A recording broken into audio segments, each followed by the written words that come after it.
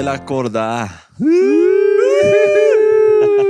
Otra semana más. Otra semana más, una vez más aquí en Estudio 33, rodeados de arte y de artistas. Maravilloso. Maravilloso. Qué excelente lugar para hablar de aventura. Muy bacano. Lleno Se de siente. arte montañero. Con el señor. Por favor, presente a nuestro invitado. Sí, señor. Nos le damos la bienvenida y agradecemos que estés acá, viejito Alejo Mosquera, un escalador. Uy, Uy, sí, Alejo Mosquera, uy, perdón, ¿qué Alejo pasó Restrepo, ahí? perdón. Rewind, que No. esto no salga porque ¿qué pasó ahí? Ah, igual no Qué falta importa. de respeto. Sí, ¿qué es Igual, esto? igual no Mario? importa, también es bueno. Alejito Restrepo, bienvenido, parcero. Es un montañista de los ásperos. Digamos que no es por decir vieja guardia, pero pues el man ha hecho muchas cosas importantes también por la escalada en Colombia. Ha ayudado también a mucha gente también a salir adelante con la cuestión de la escalada en Roquita también, ¿no? Y es un placer cada vez que nos encontramos en las montañas porque pues Alejo siempre nos deja enseñanzas, está tranquilo. La última vez que nos pillamos estaba con la familia y qué manera tan bonita de disfrutar la montaña. Entonces, parcero, gracias. Gracias a ustedes, chicos. Bienvenido. Bienvenido, Alejo. Bienvenido. ¿Qué dice Alejo? Cuéntenos un poquito de Alejo. Oiga lo que dice Alejo. Bueno, pues la verdad, como la montaña es un vicio. Es una vez que te pica, no puedes soltarlo. Si eres corredor, si te gusta hacer escalada, si te gusta como el alpinismo, como cuando te pica el bicho, quieres ir a la próxima y a la próxima y se vuelve un escenario como de aprendizaje total. Entonces, en mi caso fue como yo estudié artes plásticas y durante la carrera de arte comencé a escalar roca. Y yo eventualmente salía a correr, salía a la montaña a caminar y demás. Y cuando comencé ya, digamos, como a entrar como al terreno alpino, a las montañas que fue, digamos, básicamente en el Cocuy, fue como, uff, por aquí es la cosa y hacia este es donde quiero como llevar el deporte y como la actividad de la aventura en la montaña. Entonces, todo comienza como queriendo ir, ¿no? Básicamente aprendiendo como del escenario de estar allá, de exponerse, y lo uno fue llevando como a comenzar a guiar de manera intuitiva a amigos, y en esas aparece la sensación de bacano formarse como guía de alta montaña. Entonces alrededor mío en ese momento habían varias personas haciendo la formación internacional del OIAGM, y por ahí hubo como consejos de estas personas como, ¿por qué no te piensas en hacer la formación y tienes buen nivel, lo haces bien? Fórmate y esto comienza como a elevarse como el nivel y también como la seguridad de lo que comienzas a hacer, no solo con los clientes, sino contigo mismo. Entonces por ahí comenzó como la cosa y bueno, ahorita ya estoy como haciendo proyectos personales de alpinismo, de escalada en roca obviamente, y guiando full tiempo, tanto en Colombia como afuera. O sea que tu primer acercamiento fue el Nevado del Cocuy. ¿Hace cuánto? Como 17 años, mi primera cumbre fue en el Cóncavo, Ah, qué chimba. ahí en la Laguna Grande de la Sierra cuando Cuando era libre. era libre, cuando no tocaba el pegue ninja, el pegue samurái, ¿no? Entonces por ahí comenzó. El parque es un lugar increíble, sobre todo porque tiene como todos los terrenos, ¿no? Ajá. Cuando piensas en alta montaña y lo ves en Colombia, la Sierra Nevada del Cocuy tiene como los escenarios de roca, los escenarios de nieve, algunas paredes de mixto. Entonces, a diferencia de los volcanes que tienen como las topografías son diferentes, la Sierra Nevada del Cocuy tiene una accidentalidad más vertical. Entonces, eso te plantea muchos terrenos diferentes. Entonces, eso fue una gran escuela para mí al comienzo y eso me llevó como ya a comenzar a viajar a Ecuador, a Perú, Chile, etcétera. Entonces por ahí comenzó como en el Parque Nacional de la Sierra Nevada del Cocuy. ¿Y las artes plásticas qué pasa? Y las artes plásticas quedaron como un stand-by. Trabajo igual como con fotoinstalación, es como lo que más me gusta. Ahorita de hecho tengo un proyecto en paralelo ahí con unas fotos en glaciares que quiero como hacer unas instalaciones con hielo, como unas proyecciones de esas fotografías en hielo. Entonces, si bien como que ha estado ahí como mirando desde un ladito, no lo dejé del todo, pero sí estoy como 100% como dedicado al deporte, básicamente. Vea, pues. ¿Se graduó de artes plásticas, Alejo? ¿O Yo no me alcanzó? gradué de artes plásticas, yo estudié en la Jornada de Lozano y de hecho cuando llegué hoy acá al estudio fue como de una de las exposiciones y fue como, uy, qué chimba, y me aborda Laura y es como, me hace el tour y quedé engomadísimo viendo y como, qué chimba, mejor escenario no pudo haber sido. Precisamente porque hicimos la Por eso investigación. lo hicimos acá. Le hicimos Esta la gente investigación y así, dijimos, Y en Alejo, esa tenemos silla que estaba tenerlo todo contento. plasmado. mira, Ahorita sacamos un retrato tuyo que hizo Laura con mariposas. Dios mío, ¿Se imagina? no sé cuánto va a costar. Alejito, ¿cómo combina usted ese tema de la guianza con sus proyectos personales y de aventura? Bueno, pasa mucho que en los viajes que hago, sobre todo fuera de Colombia, entonces trato de vincular que una parte del viaje sea lo guiado, lo que hago con los clientes, y paralelo a eso, escalar para mí. Porque para mí ha significado mucho como la guianza, o sea, o llegué a la guianza es por la pasión por la escalada. Entonces, si bien como para mí no fue como el escenario de quedarme solo guiando, sino fue como ser deportista, buscar pegues duros, buscar montañas que me retaran o que me reten y buscar primeros ascensos y poder llevar toda esa experiencia en el tipo de formato que llevo con los clientes. Porque a diferencia como de otros modelos de guiado, mi modelo de guiado es uno a uno. Es como que me volví como un guía privado. Personalizado, Entonces así. no llevo como grupos grandes a la montaña, sino llevo es como un proceso con los clientes. Entonces eso hace algo muy chévere, que es que yo sigo un proceso de una, dos, tres montañas en Colombia, después vamos, no sé, Ecuador, después Perú, después México, Argentina. Entonces se vuelve como un escenario en donde alguien comienza desde ceros y tiene un objetivo, póngale, quiero ir al Alpamayo, pero solo he hecho el Tolima. Pues no le puedo dar el salto del Tolima al Alpamayo, tengo que hacer que la persona tenga más habilidades, que desarrolle su habilidad gestual, su repertorio técnico, y en eso llevo un proceso de formación con las personas también, y para mí es muy grato ver y facilitar ese proceso. Entonces, es muy bonito como ver cómo alguien comienza de menos a más y en un momento ya llega a ser independiente en la montaña. Que yo busco como que las personas que pasan a través de mí tengan autonomía al final. Ok. Que si bien en alguna vez hicimos una montaña fácil juntos y después estamos en montañas más complejas, ellos ya puedan tener las herramientas para irse con sus panas a vivir la experiencia y tomar las decisiones y tener un criterio en montañas que ellos pueden manejar. Entonces eso para mí es una nota cuando después de 3, 4 años, un cliente que ya no es un cliente sino se vuelve slash amigo, me manda, hey Ale, mira, foto en tal lugar, en un coto, en un cayambe, ya hecho por ellos mismos, es como, uff, qué chimba. Sí, después de haber hecho un montón de otras cosas. Entonces, para mí eso es muy grato, como ver que la gente también vive sus propios procesos, como cada uno de nosotros vive los procesos. Y hay una cosa que siempre pienso y es como la experiencia no tiene atajos. O sea, uno se puede volver muy fuerte, muy rápido, entrenar, tener como buena condición física, un buen entrenador que te lleve como a lograr ciertos objetivos, pero la experiencia no la ganas rápidamente. La experiencia cobra tiempo y cuando ves a la gente que les llaman los maestros y la gente que es súper vieja guardia, más sabe el diablo por viejo que por Claro. diablo. Y en este terreno es muy real así. Entonces, eso me parece una chimba. Sí, sí. Tremendo. No, está muy chévere esa forma de enseñar y también, o sea, en el proceso es un acompañamiento como de siempre o es solo como vamos a subir esto y nos vemos en 6 meses que vamos a subir tal montaña y después...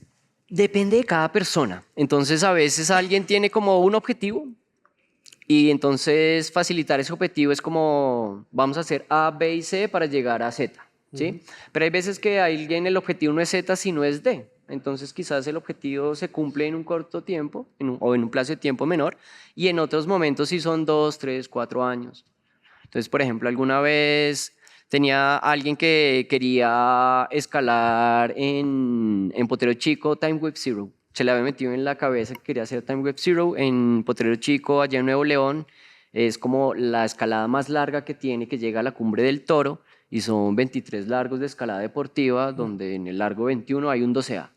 Y es como, bueno, ¿cómo gestionamos esta persona que ahorita escala 10A, 10B, pueda lograr hacer todo esto? Entonces fue como un proyecto de escalar aquí, días de capacitación en Suezca, después listo, tratemos de emular el número de cantidad de largos en Suezca haciendo 6, 7 rutas de multilargo.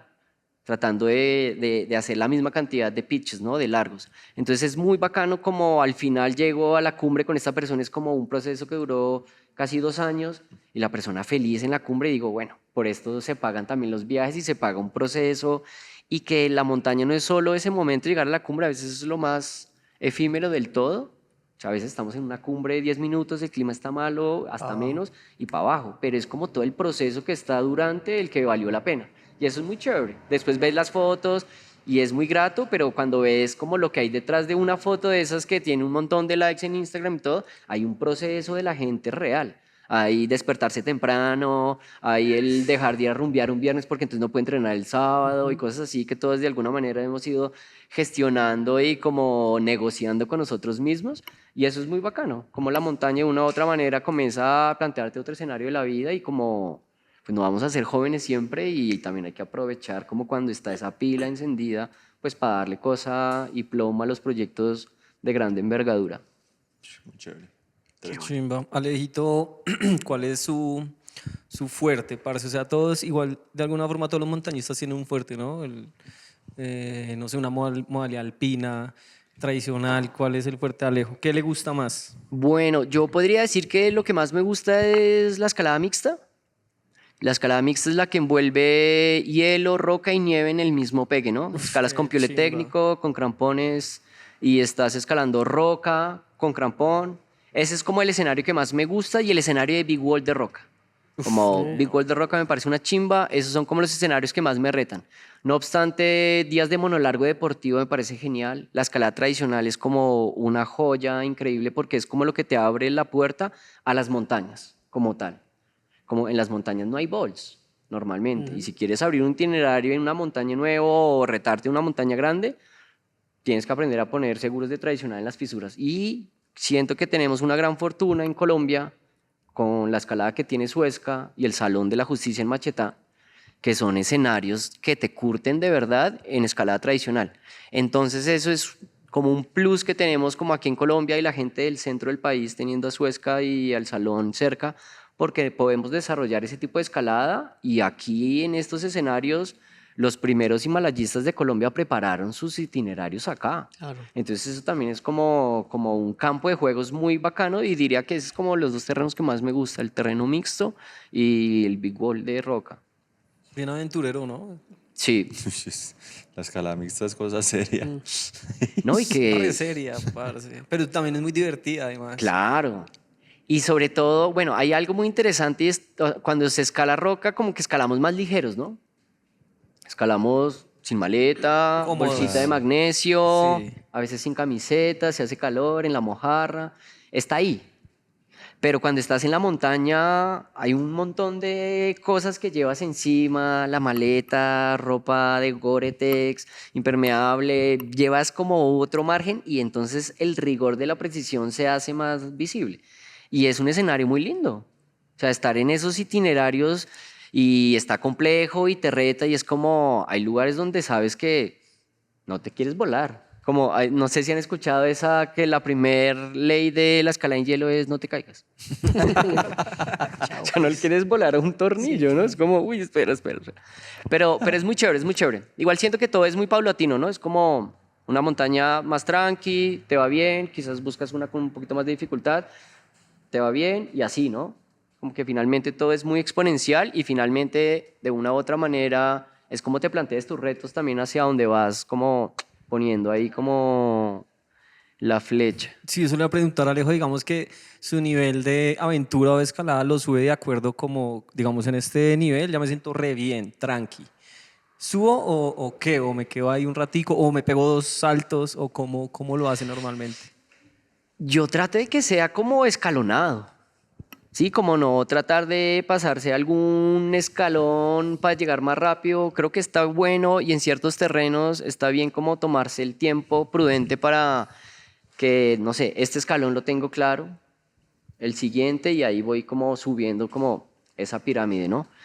A veces puede que te des un saltito y te pruebes a ver qué tal te va en un terreno más duro y, no sé, rebotas y bajas de la montaña y dices, bueno, ¿qué me faltó acá? Me faltó decisión, me faltó cabeza.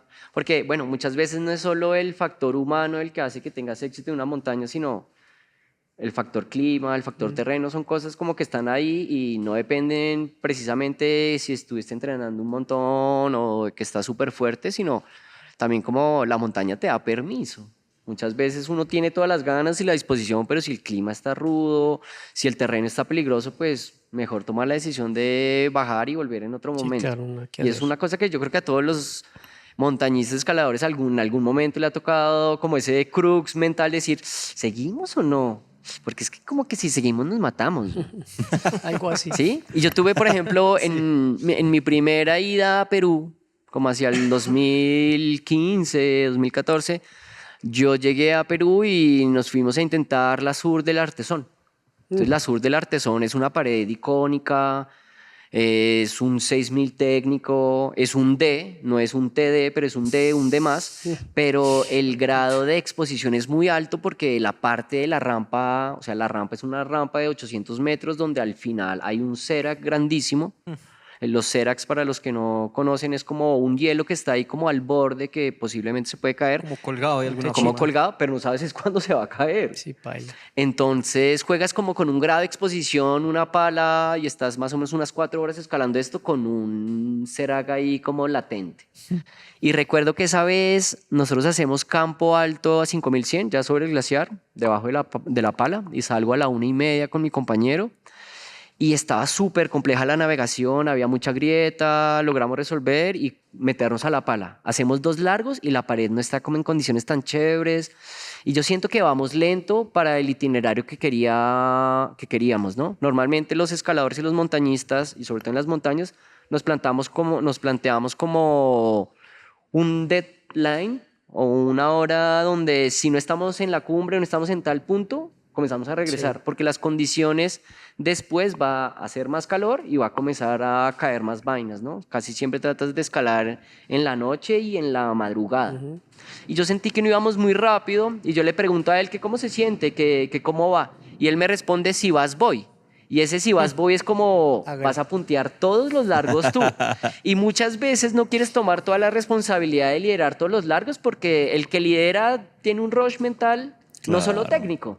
Cuando uno ya va en yoyo es como, uy, bueno, y parece todo más fácil. Sí, Pero claro. cuando estás punteando, hay otro rigor, hay un valor ahí mental inherente que está ahí.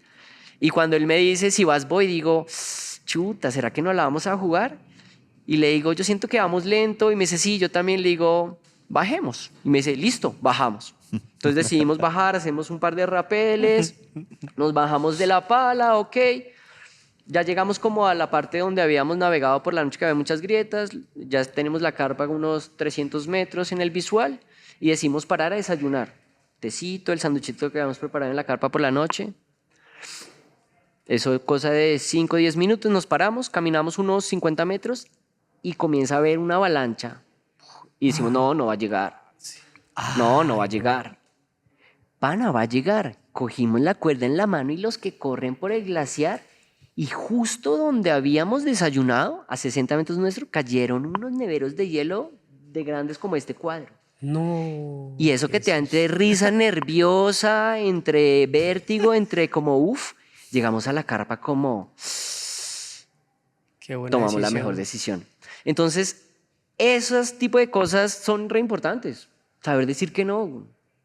Y muchos momentos o donde nos aprendes a decir que no, es gente que quizás ya después no cuenta la historia. Sí, sí, sí, suele suceder. Qué ¿no? susto. Sale como dice Elder, el del WFR, si han hecho WFR con él, dice, no, pues cuando tomas mala decisión, sale en bolsa negra. Y es triste, pero, Sí, sí, es más chamo. pero es real. Entonces Sí, la también cuando estás con tu pana, también el criterio es súper importante, tanto como cuando estás guiando. Esa toma de decisiones de decirle quizás a alguien que ha entrenado un montón y te está pagando porque lo lleves a una cumbre, te está pagando por un intento a cumbre y por la experiencia, ¿no? Y por brindarle más que todo seguridad, ¿no? Pero a veces hay que decir, hey, las condiciones no dan, el 3x3 del día de hoy no da, bajemos. Y es duro a veces aceptar también eso, a veces has invertido un montón de dinero, viajaste a otro país, te pagaste unos tiquetes, compraste botas, bueno, vos y tú, ustedes saben que las inversiones son largas y tener que decirle a alguien, hey, pero es que es porque nos vamos a salvar. O sea, vamos es a salvaguardar la vida y finalmente, y es una frase de cajón y puede sonar cliché, pero es muy cierta y es, la cumbre es cuando volvemos a la casa. Claro. Un poquito que estábamos en Ecuador, hablábamos con Juliana, ¿tú la conoces? La Juliana, Juli, claro. hablamos como de esas decisiones y ese criterio pues, que uno debe tener para subir montañas, ¿no? Entre más información tenga, pues más criterio.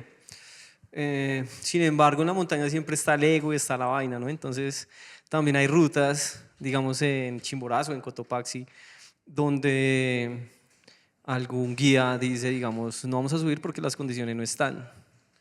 Y el otro guía va y hace cumbre y sus clientes quedan rabones. Obvio, eso ha pasado. güey. ¿Cómo maneja esa vuelta? ¿Cómo se maneja esa vuelta o qué? Yo siento que... Usted siempre ha sido ahí como... Yo siento que hay algo muy importante, es que tú generes como, digamos, y lo hablo como guía y no como deportista, sino como desde la posición del guía, es que tú generes una relación de confianza muy grande con tu cliente. Sí, es Para mí verdad. ese bonding con el cliente es súper importante y que la persona sepa que todo lo que tú hagas va a ser en pro de que esta persona esté bien y esté segura, de salvaguardar su vida. La cumbre pasa a un segundo plano, primero va la seguridad, en ese sentido. Entonces, cuando tienes ya esta relación con esta persona y la persona confía en que las decisiones que estás tomando son las mejores decisiones que pueden pasar en ese momento específico, él va a aceptar si dices sí o si dices no. Independiente si otra gente se la jugó en la montaña y lograron cumbre y ustedes no salieron del campamento. Y es rudo. Es rudo que el otro diga, no, pero el otro sí fue, hicieron cumbre y por ahí van y hablas con los otros y se pasaron un susto y se cagaron del susto o les pasó un cacharro que no lo cuentan normalmente en los videos sino solo sale la foto feliz. Sí. Pero es súper importante como que la gente sepa que la decisión que estás tomando es la mejor en términos de su seguridad. No obstante, a veces también juegas con tu herramienta técnica de decir, bueno, las condiciones van a estar malas desde tal hora, entonces pues conviene salir 2 horas antes de lo pactado para evitarnos la nevada que va a pegar a las 9 de la mañana o a las 8 de la mañana. Y puedes jugar con ciertas plan B, plan C, pero no siempre te va a dar. Entonces es chévere cuando la gente confía en ti y nada, sin ningún quilombo acepta tu decisión y la reconoce. A veces puede ser como esperar un día también. Si mañana no está bueno, hey chicos, quedémonos 2 días en el refu, chileamos, hacemos una escuelita aquí en el refu, les enseñas maniobra autorrescate, les das más herramientas y sales al otro día que haya mejor clima y todo está mejor. Finalmente, antes de yo tener el conocimiento que tengo ahora, yo hice cosas que el 3x3 decía no salga hoy. Y lo grababas y hacías cumbres y uy, sí, genial, qué chimba. Y después ya con el conocimiento decías, uy, marica, ese día nos expusimos un montón. Sí, claro. Porque la ignorancia no te hace reconocer, digamos, los peligros. Entonces a veces pasas sin darte cuenta. Pasas por un montón de peligros objetivos sin darte cuenta y de repente cuando entiendes que cuál era el contexto era como, uy, todo botaba que ese día no había que salir. Y tuviste suerte y pasó Sí, y como pasaste. también puede pasar que el que no sube, preciso, igual pasa algo, weón, en la montaña. Y eso también, o sea, casi siempre pasa eso más seguido. Que sí Claro. o sí pasó algo. Y por ejemplo hay algo muy chévere y aquí hablando como Juli, la Juli pues ella ya está como en un nivel donde entonces dictan los cursos de avalancha para la Yare, ¿sí? Entonces ya el criterio es muy, muy grande. Entonces hay cada vez más información que te dice si sí o que te dice que no. Y yo he entendido con el paso del tiempo y los años que la decisión más conservadora siempre termina siendo la mejor. A veces yo sé que uno está embalado y ya quiere hacer la cumbre y es que está aquí, ya estamos a 150 metros o a 200, pero muchas veces la decisión conservadora es la que hace que uno pueda después llegar y contar la historia o no contarla. Sí, sí. Y a mí ya me han pasado cosas donde he visto o accidentes fuertes o donde ha perecido gente y eso te marca. Entonces también dices, uff, o sea, esta vaina es real. Y es loco porque al comienzo como que estas historias te las cuentan, las escuchas de otros. Y entre más estás inmerso en este escenario y conoces más gente y viajas a más lugares, ya las historias ya es de gente que conociste o de alguien más cercano. Entonces eso también comienza a decir, por esta cumbre hoy, yo no me la voy a jugar. Yo quiero volver a mi casa, quiero, sí, como ese tipo de cosas. Entonces también comienzas a ser un poco más cauto con el tiempo y eso también es bacano. Alejito, ¿cómo es esa transición? Tú que viviste, hablando de acá de la Sierra Nevada del Cocuy, tú viste esa transición de donde ya pues, conociste las paredes, diste la vuelta, yo no sé si hiciste todos los picos nevados pues, que hubo en su momento y que ahora pues obviamente pues toca de modo ninja, como dice Alejito. ¿Cómo ves esa transición, weón, cuando ustedes se sentían libres porque ustedes alcanzaban a hacer muchas cosas allá por la escalada y por el montañismo colombiano, ¿no? Que ustedes estuvieran en un grupo también grande ahí. ¿Y cómo ves ahora esa situación, weón, de que ustedes quieren ir o uno quiere ir, pero entonces cómo ir si no tenemos las herramientas suficientes o la seguridad suficiente? Uy, bueno, el tema del cierre del parque del Cocuy, de la Sierra Nevada del Cocuy, tiene muchas aristas, ¿no? Porque tiene aristas que son burocráticas, que tienen que ver como con también el orden público de Colombia, entonces como que es un tema bien, bien complejo y es un tema álgido. Sin duda alguna, para mí, la Sierra Nevada del Cocuy es el mejor parque para la práctica del montañismo, andinismo, alpinismo, como le queramos decir, que tiene Colombia. Por la forma de las paredes, por el acceso que es tan fácil. Tú en 6 horas de caminata ya estás en un campamento base, eso no pasa en el Parque de los Nevados, eso no pasa en el Nevado del Huila, mucho menos en la Sierra Nevada Santa Marta, que es casi una semana de aproximación a un base. Entonces, o es y ha sido durante muchas décadas el mejor patio de juegos de los colombianos, la Sierra Nevada del Cocuy. Y tiene una importancia internacional grande. Aquí han venido escaladores tesos a la Sierra Nevada del Cocuy. Entonces, cuando aparece el cierre, pues fue como primero una expectativa de cuándo lo iban a abrir, ¿no? Y el cierre duró aproximadamente 16, 18 meses. Hicieron la reapertura bajo este modelo del pasadía, en donde los 3 senderos permitidos los iban a volver a abrir con la idea de que la gente entrara y saliera el mismo día. Y nos vendieron la idea de que iba a ser el plan piloto para después eventualmente ir abriendo nuevamente la sierra y como los nevados que guiamos o los nevados a los que íbamos a disfrutar, ¿no?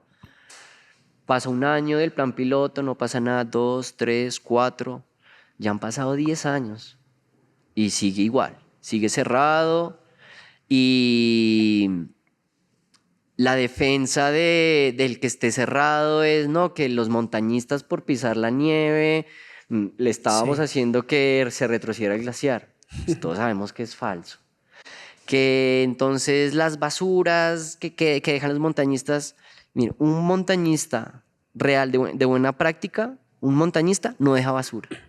Es la persona que va quizás con poca información, con poco acompañamiento de su guía o de su grupo de amigos, los que dejan basura, los que quizás no saben cómo llevar unas prácticas de leave no trace, de no dejar rastro, los que dejan como esa huella en la montaña. Entonces yo lo he recibido muy triste con el grupo de amigos, escaladores y montañistas también es como que hasta algún momento yo me quedé esperando la apertura. Y ya hacia el 2020 comenzó la gente a entrar.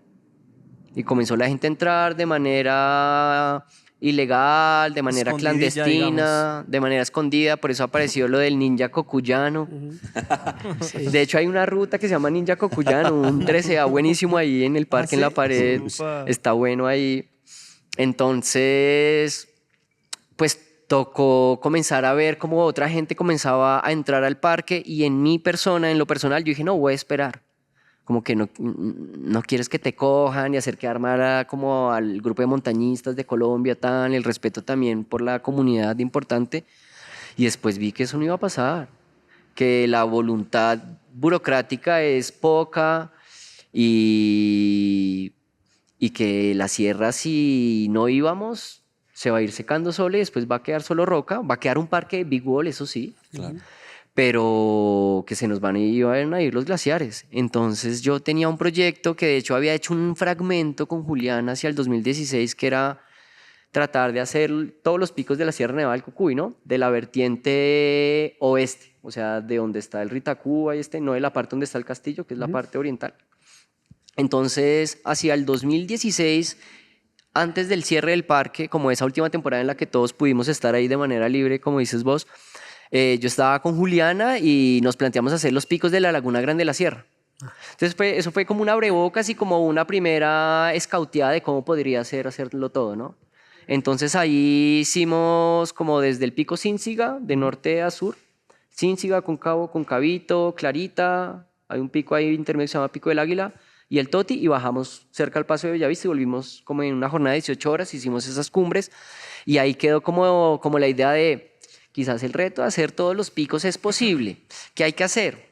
Hay que ir enhebrando, como linkeando cada uno de los valles. Porque algo que tiene muy chévere la Sierra Nevada del Cocuy es que son como range, como un rancho acá, un valle, otras 2, 3 montañas, otro valle. Entonces yo como ya conocía diferentes lugares, pero no había hecho todas las cumbres todavía, independiente, yo ya había interpretado por estar en los San Pablines que había un crux para pasar como del Valle de los San Pablines para remontarse al Cóncavo. Entonces a esa parte le llaman el Valle de los Cóncavos, eso está entre el Pico Ugua y el Cóncavo, y yo ya había identificado que ahí había una pared que era exigente que había que escalar. Otra parte que me parecía que era... ¿En nieve? Perdón, ¿en nieve o era roca? De hecho, esa pared tiene como hacia el lado este, hacia el lado oriental, es más nieve, y hacia el lado del Cínciga, como más hacia el oeste, es roca. Entonces habían las dos opciones. Ya después les voy a contar por dónde nos fuimos. Y yo ya he identificado también que el otro crux real es la trilogía de los Ritacúas. Sí. Como la Aristía del Ritacúa Norte, el Ritacúa Negro, el Ritacúa Blanco, es terreno técnico. Entonces yo comencé como a subdividir como el número de días, lo que se podía hacer más o menos con cada fragmento, y planteé que se podía hacer como entre 7 u 8 días. Entonces como hacia, que habrá sido octubre, noviembre del 2023, llamó a David García, que es como un gran compañero mío, hemos escalado un montón en Ecuador, en Perú. Es ecuatoriano, ¿no? Es ecuatoriano, guía también UAGM, con él comenzamos la escuela juntos. Y durante la formación nos tocaron unos pegues rudos, nos tocaron unos pegues buenos y era como, a este man le confío en el mix, este man escala bien y también no solo que escales bien, sino que lo parches Sí, bien, claro. que duermas en la Sí, carpa y si te pones la pierna acá Todo sudada, bien. bueno, quítamela, pero no te odio, pero te quiero. Como que te lo puedas pasar bacano, ¿no? Porque finalmente también vas es como queriendo estar parchado y bacano con tu cordada, ¿no?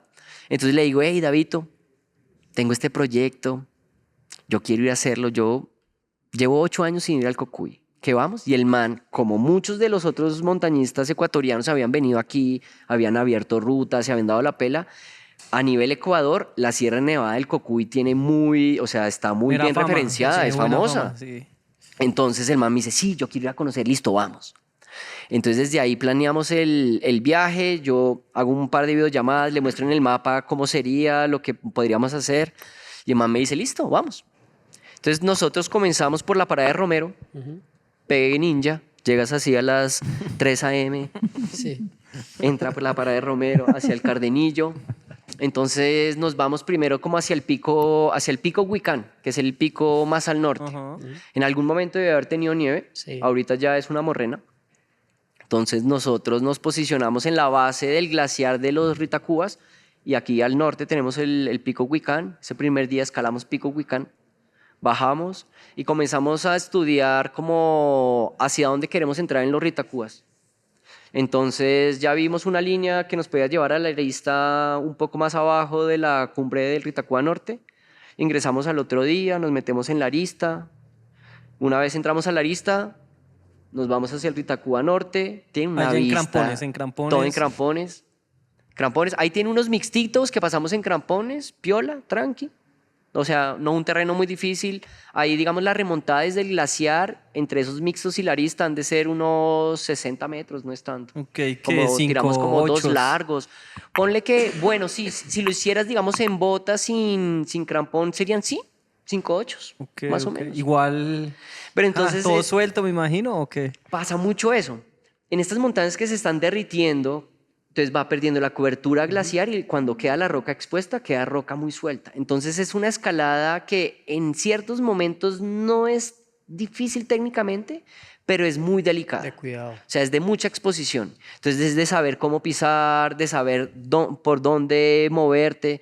nosotros bajamos del Ritacúa Norte y nos vamos en simultáneo navegando la arista hacia el Ritacúa Negro y donde era, como donde era necesario, un largo de cuerda corta, estación, nos juntábamos y seguíamos en simultáneo. Y ese segundo día alcanzamos a llegar abajo del Ritacúa Negro y nosotros habíamos percibido que ya esa arista se vuelve solo roca. No tiene tanta nieve en el Ritacúa Negro antes de llegar a la cumbre y nosotros decidimos coger agua de un nevero, derritiendo nieve de un nevero que había, pensando en que quizás llegáramos a un bivac en la arista sin tener agua. Y vamos ya remontando como hacia las 5 de la tarde, cuando, oh sorpresa, a unos 10 metros nuestro, una repisa perfecta para poner la carpa. Y los dos, y yo llevaba una carpa MCR que es chiquitita, y yo, ahí cabe la carpa. Yo ya me imaginaba durmiendo así, sentado, como a veces tocan los bivacs, y duermo acá con el amigo al lado. Sí, Y nos toca esta arista. Claro, tuvimos tiempo para poderla limpiar, arreglar, hacerle un contrafuerte de piedras para el viento, pusimos la carpa, y a 3 metros, nieve abajo, un hielo, entonces tuvimos agua y fue como Campamento. exacto, campamento 5 estrellas.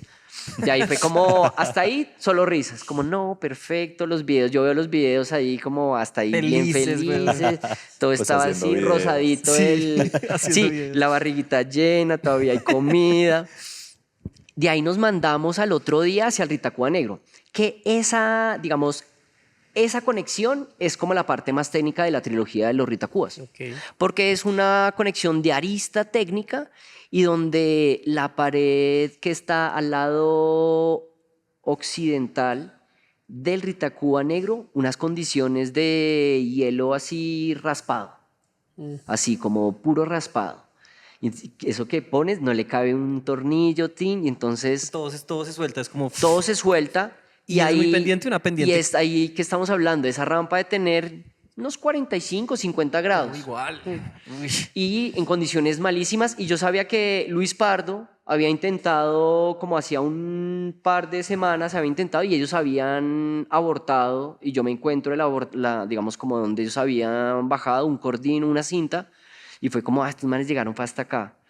En montaña, el que es viejo perro, lobo, zorro, como dicen mis amigos, va encontrando material para la mochila porque me puede servir en otro momento. Claro, claro. Dicho y hecho, esa cinta se quedó bajando de la cumbre del Ritacúa Negro en un hombre muerto para el otro lado. Entonces la que decimos nosotros fue meternos por un mixto como hacia la parte nororiental Ok. del Ritacúa Negro y logramos resolver por ahí la escalada hasta la arista. Esa arista es bellísima porque a la larga ya esa cumbre ya es una aristita delgadita, delgadita. O sea, yo realmente me paré en la negro, para arista llegarle al así La negro. roquita, sí. para llegar al negro. Y es una de las escaladas más estéticas que tiene el parque. Y me atrevería a decir que una de las escaladas también más técnicas que tiene el parque. Pero es como una travesía. Es Pues acá, cuando pum. vienes desde el norte es una travesía, pero si tú vas a escalar el negro desde abajo, entonces tú le entras derecho por la pala y hay una ok. franjita de roca. Ok, sí. Nosotros veníamos en modo travesía, entonces llegamos como a esta parte donde ya es la pala final y la bordeamos como por el lado por unos mixtos y ya después al final, después de esos mixtos ya había una rampa como de unos 25 metros al 60% que logramos resolver tranqui. Y llegamos a la arista. Y cuando llegamos a la arista vimos el otro lado, es como, ay, puta, Ay, ¿por dónde recoche. vamos a bajar? Entonces ahí fue como el crux un poco, fue la bajada del negro de esa parte. Fue como saber por dónde mandarte para conectar con el plato del Ritacúa Blanco. Entonces esa parte fue muy chévere porque en un rapel de 62 cuerdas unidas, de un hombre muerto, logramos salir de la parte más vertical. Después ahí tuvimos un par de rimallas y a mí me gusta mucho jugar con tratar de no estar abandonando tanto material en la montaña porque se vuelve basura. Finalmente tú dejas una estaca en la montaña y cuando eso termine Ahí de, está. de derretirse, eso se va a caer y es basura. Lo mismo la cinta, las cuerdas, material textil. Entonces me gusta también tratar de a veces de hacer cosas muy limpias.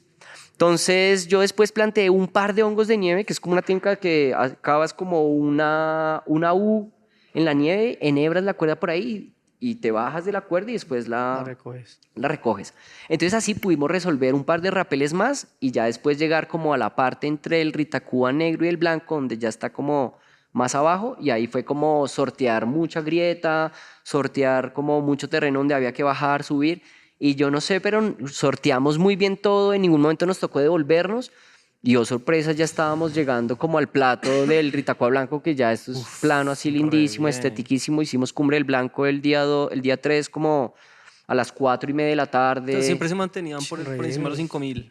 Esa fue una de las estrategias, era tratar de mantener la cota de altura más alta para no tener que bajar y subir, porque vamos en modo alpino, que es cargando Cargando todos todo, nosotros, entonces vamos con una carpa alpina, pero vamos con la comida de los 8 días, decidimos optar por comida liofilizada, todo muy liviano, pero también llevas equipo para abandonar, y como es un pegue largo, es un pegue alpino, entonces vas con tornillos de hielo, estacas de nieve, equipo de roca, o sea, stoppers, No, eso pesa llevas resto. pitones, llevas material para abandonar, ¿Pesaron tanto en las roca maletas, como en Alejo? nieve.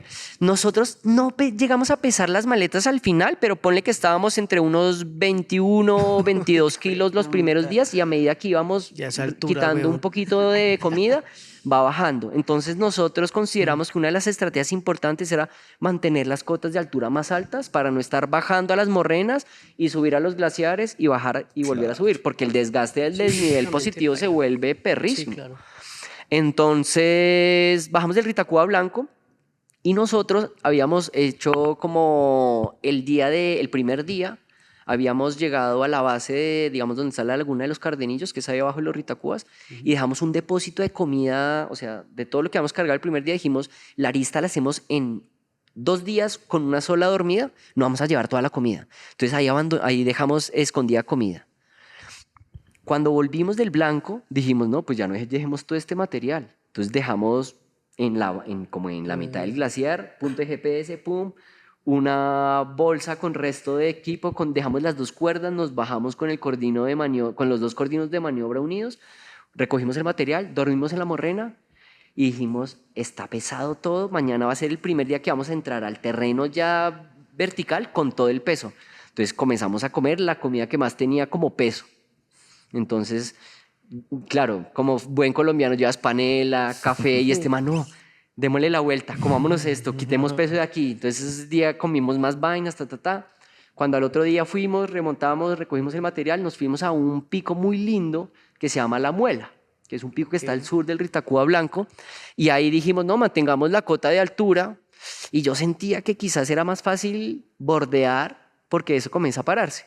Y mantengamos la altura, mantengamos la cota de altura. Comenzamos a bajar y, oh señor precipicio, y era como, no, pero espere, no queremos hacer tantos rapeles. No, desescalemos por acá. Oh señor precipicio. En un momento fue como, bueno, nosotros nos metimos con 4 estacas y ya habíamos abandonado una en el negro y ahí abandonamos 2 más. Y entonces en un momento yo le digo, no podemos quedarnos sin estacas. Nos quedan resto de días y tenemos que sí o sí quedarnos al menos con una estaca. ¿Ese era el tercer día? Eso fue día 4. Día Ok. 4. Entonces optamos por... Abandonamos una estaca, rapelábamos, buscábamos por dónde ir conectando para llegar al plato del glaciar. Cuando en una es como, ¿será que sí salimos? Y le digo, bueno, baja tú. Y si salimos por ahí, seguimos por esta línea de rapeles, porque puede ser que a veces llegues y no te da la línea de rapel, no te lleva a ningún lado. Entonces fue como una apuesta, lanzamos ese cartucho, él baja, me dice, no, yo creo que sí hay. Yo le digo, listo.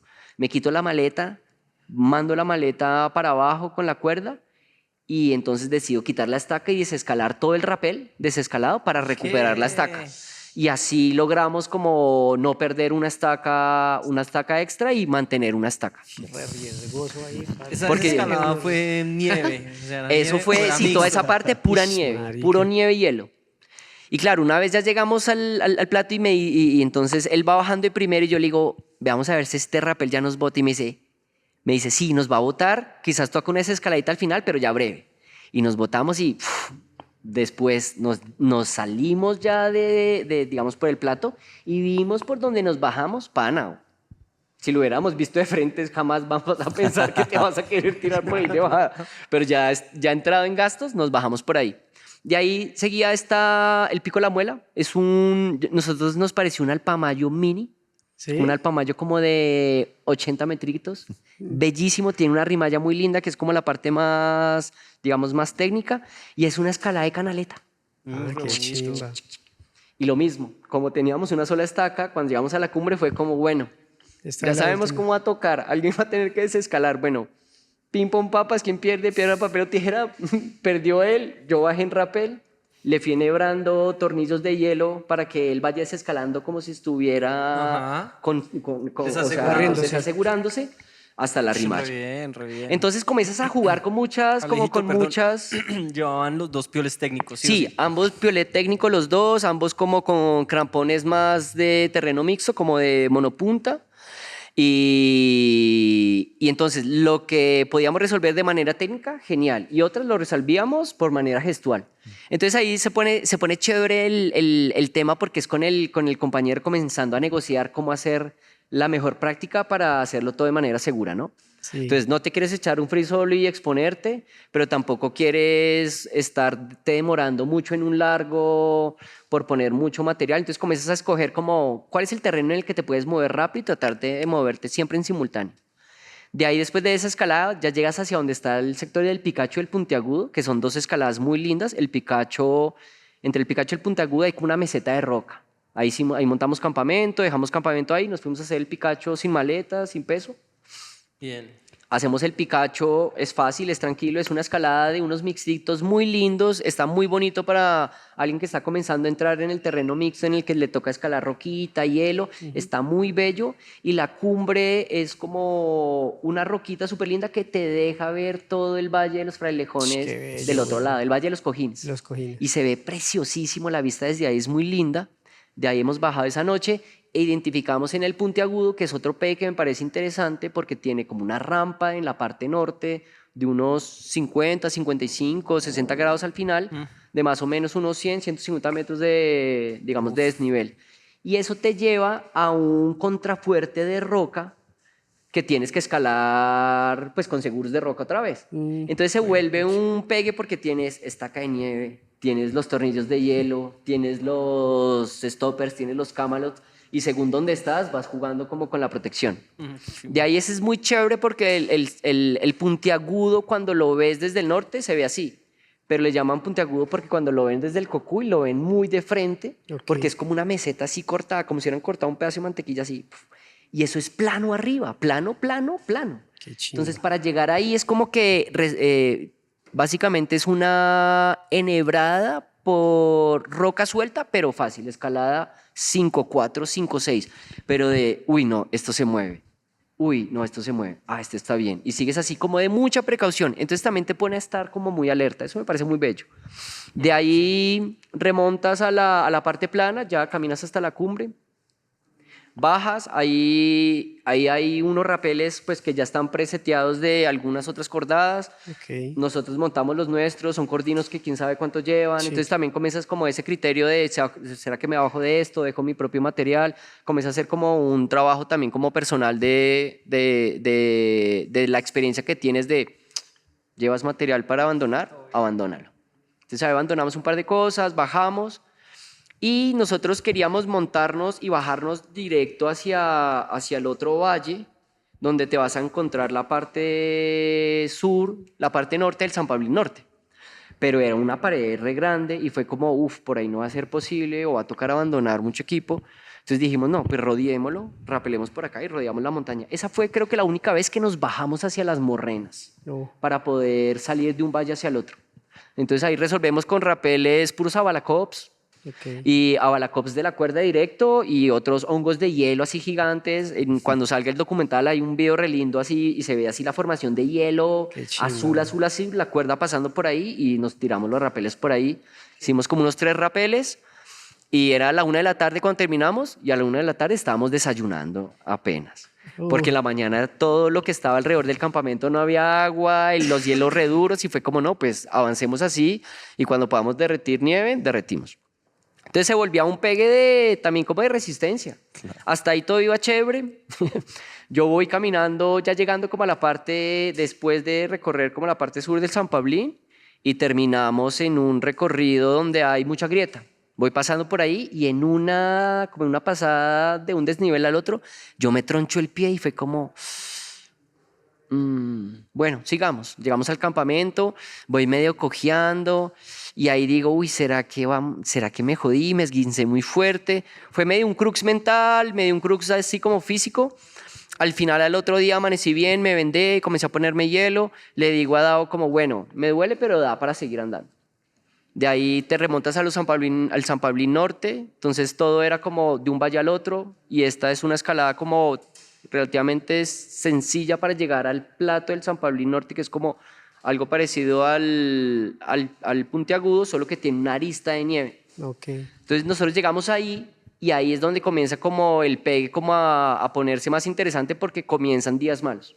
Entonces ahí comienza a nevar, eso es día 5, comienza a nevar, el clima malo, comienzan ya como las condiciones a no estar tan favorables, hay poca visibilidad, no tenemos traqueadas esas rutas porque a ese pico yo no lo conocía. Entonces nosotros llegamos a la arista y en la arista, cuando ya llegas a la arista de roca, hay un hueco, literal, como que se va estrechando y de repente es que hay un hueco así, plano, y un hueco que ha de ser como unos 8 metros, como unos 5 metros de bajada, unos 10 metros así, 8 10 metros y otros 4 metros de subida y ya eso ya llegas como a donde está la pirámide. Sí, todo eso es roca, donde llegas como a la pirámide donde hay como la arista de nieve y al final pues las dos cumbrecitas que hay como una cumbre este y la cumbre sur. Nos cagamos del susto, fue como está nevando, está rudo, fijamos cuerdas, llegamos al otro lado y nos cayó una nevada así, pam, pam, pam, pam. Habíamos dejado las maletas del otro lado del hueco y fue como que seguimos y los dos como no, regresemos, tin. Esperemos a ver qué onda, a ver si se Cambia el si se clima o algo. despeja, pasa algo. El clima siguió malo, malo, y dijimos nada, pues quedémonos acá esta noche. Entonces ese día avanzamos muy poco, ese día debimos haber avanzado 500 metros. Y dormimos ahí en la arista, un atardecer, una chimba, y al otro día por la mañana tuvimos la suerte que amaneció, y amaneció despejado, y fue como de una cumbre. Fuimos, cumbre, re lindo, ya habíamos dejado seteadas las cuerdas fijas, entonces fue más rápido pasar por ese hueco, salimos. El día anterior, por la tarde, ya habíamos identificado que sí o sí íbamos a bajar del San Pablín Norte hacia el plato del San Pablín Sur, por la pared de roca. Es una pared súper estética, súper vertical de unos 120 metros, quizás 150 en la parte más alta, donde nosotros escogimos bajar era como 120 metros. Entonces, el día anterior ya habíamos preseteado un rapel ahí, abandonando unos stoppers, un cordino, ya habíamos visto por dónde íbamos a bajar. Entonces, ese día, cuando volvimos de hacer las cumbres de esa parte del San Pablín Norte, desmontamos campamento. Y cuando vamos a comenzar a hacer el primer rapel, el clima otra vez se nubla así tenaz, es como a cruxear otra vez. Entonces yo me acuerdo, hago el primer rapel y yo identifico desde arriba que yo creo que los 60 metros de las dos cuerdas unidas van a dar hasta una repisa. Y llego así con las justas, como 3 metros me sobran, llego a la repisa, me busco un lugar donde hacer otra estación alpina, entonces abandono un pitón, un stopper, ecualizamos ahí y nos tiramos otros 60 metros hasta el plato. Habíamos resuelto una parte muy técnica con 2 rapeles relativamente fácil. En menos de 45 minutos habíamos bajado de un paredón re serio, que después hay que irse a abrir una pared allá. Esa pared está una chimba. Sí. Ahí hacia arriba. Hacia arriba. O sea, hacer rutas en esa pared sería la pared sur del San Pablín Norte. Eso es muy estético, es súper vertical, lindísimo. Además, la roca pristina, fisuras muy francas, muy lindo. Es que el Cocuy es muy así, clase mundial. De ahí nos metimos navegando el glaciar del San Pablín Sur y ahí tenemos como... Eso es puro glaciar y ahí tenemos pura navegada de GPS. La visibilidad era de 6 metros. Entonces éramos a punta de GPS. Llegamos a un momento donde ya estábamos en el plato y yo sé dónde ya está la cumbre. Yo había estado ahí hace unos años. Y es como, bueno, esperemos a ver si se arregla el clima, si no sé, se despeja un poco. Y en un momento es como, pana, estos pegues no son de esperar, estos pegues es de darle. Pues sí o sí llegamos a la cumbre a punta de GPS. El video, las fotos de la cumbre es Nada, sí. nieve. Es que se Blanco, ve blanco, como, blanco. así como si tuviéramos un croma aquí detrás de una nube. Entonces comenzamos a bajar y esa bajada también es un pegue porque es una bajada de mucha morrena, la que ya te va botando hacia Banco Ancho y donde está el Pico Uva. Y nosotros esa tarde ya íbamos más retrasados, entonces nosotros ya habíamos comenzado a decidir comenzar a tasar la comida. Nosotros teníamos comida para 7 días y un backup para el día 8. Un backup. Y entonces llegamos en día 6, ya sabíamos que la comida no iba a dar y entonces ya no era un liofilizado para cada uno, sino ya compartir liofilizado. Entonces comenzamos así como ya a racionar la comida.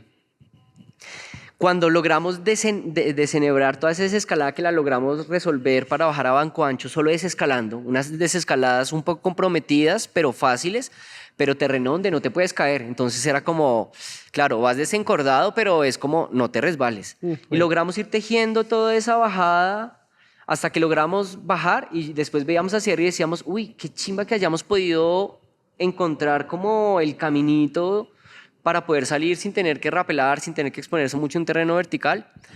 Y ahí entonces llegamos a este lugar antes del Pico Ugua, clima malo, ya era entonces el segundo día de clima malo. Llegamos, dormimos, al día 8, que ese fue como uno de los días más claves de la travesía, nosotros pudimos salir como hasta las 11:30 de la carpa, llovió toda la mañana. Hijo de madre. Entonces ya eso es digamos como media jornada que perdiste. Claro. Y cuando pierdes media jornada en la montaña, ¿qué quiere decir? Que la otra media tienes que hacer lo que teníamos medio planificado.